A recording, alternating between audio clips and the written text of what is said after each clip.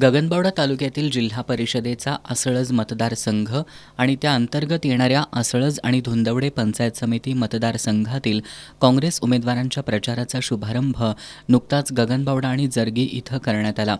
जिल्हा परिषदेचे माजी अध्यक्ष Bajrang Patil, MG. Patil, doctor DY. Patil, कारखान्याचे उपाध्यक्ष मानसिंग पाटील, गोकुळचे संचालक बयाजी शेळके, भगवान पाटील, प्रकाश पाटील यांच्यासह इतर मान्यवरांची यावेळी प्रमुख उपस्थिती होती.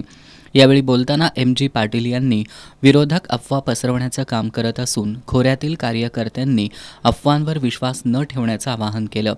तर मानसिंग पाटील यांनी गगनबावडा तालुक्याचा सर्वांगीण विकास व्हावा ही आमदार सतेज पाटील यांची भूमिका असून धामणी खोऱ्याचे प्रश्न सोडवण्यासाठी कटिबद्ध असल्याचं सांगितलं.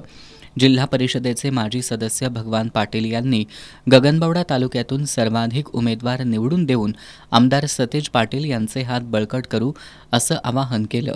जिल्हा परिषदेचे माजी सदस्य भगवान पाटील यांनी गगनबावडा तालुक्यातून सर्वाधिक उमेदवार निवडून देऊन आमदार सतेज पाटील यांचे हात बळकट करू असं आवाहन केलं.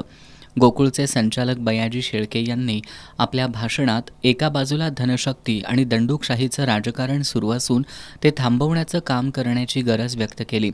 राजकारणाची दिशा ठरवण्याचं काम गगनबावडा तालुका करतोय, त्यामुळे काँग्रेसच्या उमेदवारांना प्रचंड मतांनी विजयी करा असं आवाहन शेळके यांनी केलं. जिल्हा परिषदेचे उमेदवार संभाजीराव पाटणकर यांनी यावेळी बोलताना आमदार सतेज पाटील यांनी सर्वसामान्य जनतेला न्याय देण्याचं काम केलं असल्याचं सांगितलं.